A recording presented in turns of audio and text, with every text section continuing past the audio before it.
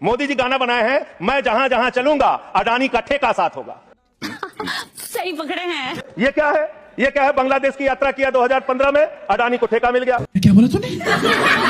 श्रीलंका की यात्रा की 2021 में, अडानी को वहां ठेका मिल गया। अरे बाप रे, ये तो धोती। तंजानिया की यात्रा की 2023 में, अडानी को वहां ठेका मिल गया। केन्या की यात्रा की 2023 में, अडानी को वहां ठेका मिल गया। नेपाल की यात्रा की 2023 में, अडानी को वहां ठेका मिल गया। अरे बस कर, रुलाएगा क्या? मलेशिया में 2017 में यात्रा की, अडानी को वहां ठेका मिल गया। 2018 में सिंगापुर की यात्रा की, अडानी को वहां ठेका मिल गया। सर दिखाई नहीं पड़ रहा हूं मैं सर, अडानी को वहां ठेका मिल गया। वियतनाम की यात्रा की 2024 में, अडानी को वहां ठेका मिल गया। इजराइल की यात्रा की 2017 में, अडानी को वहां ठेका मिल गया। अडानी का नाम सुनते ही लोगों को 440 वोल्ट का करंट क्यों लग जाता है?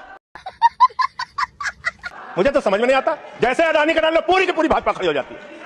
440 वोल्ट का करंट लग जाता है। यही विषय है कि देश को बर्बाद किया है तुमने।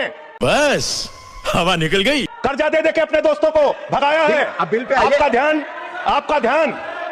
ध्यान बड़े बड़े पूंजीपतियों से। मान्यवर मेरा समय जा रहा मान्यवर मेरा समय जा रहा है, मुझे बोलने दीजिए। मान्यवर आपका दिमाग, हम चेक कर लेंगे। आपका दिमाग बड़े बकायेदारों से कर्ज वसूलने में नहीं है। तुम्हें शर्म है कुछ?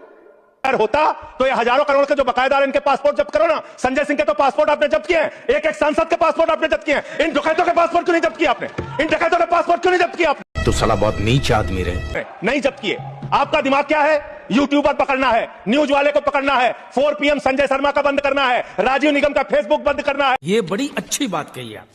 मुकेश मोहन पे मुकदमा करना है। खाली आपको अपने विरोधियों का गला घोटने के अलावा दिन रात कोई काम नहीं है। खाली आपको अपने चंद पूंजीपतियों को फायदा पहुंचाना है। देश की जनता भाड़ में जाए, कोई मतलब नहीं आपको। देश गोरों से लेकर लोड़ों के हाथ में दे दिया।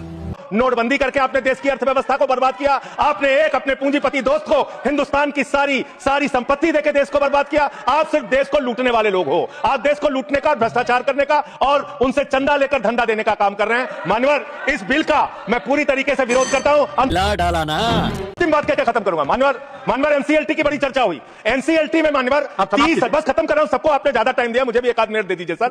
एनसीएलटी में 30,000 केस पेंडिंग है सर, और 270 दिनों में एनसीएलटी को केस का निराकरण करना होता है। एनसीएलटी तो भ्रष्टाचार का गढ़ बन गया है। उनके पास ऊपर से फोन जाता है नेताओं का, इसका इतना माफ कर दो, उसका उतना माफ कर दो। ये अंतिम वाक्य चीफ जस्टिस का मैं बोल के अपनी बात खत्म करूंगा। 48,000 करोड़ रुपए अनिल अंबानी का बकाया था, 430 करोड़ रुपए में सेटलमेंट हो गया। तो क्या बात है सर, क्या? सूर्यकांत जी चीफ जस्टिस जी ने कहा, उन्होंने कहा that the insolvency process had become mockery. ये भारत के मुख्य न्यायाधीश का बयान है। इंसॉल्वेंसी के बारे में जिस तरीके से आप लूटखोरी कर रहे हैं। बहुत बहुत धन्यवाद।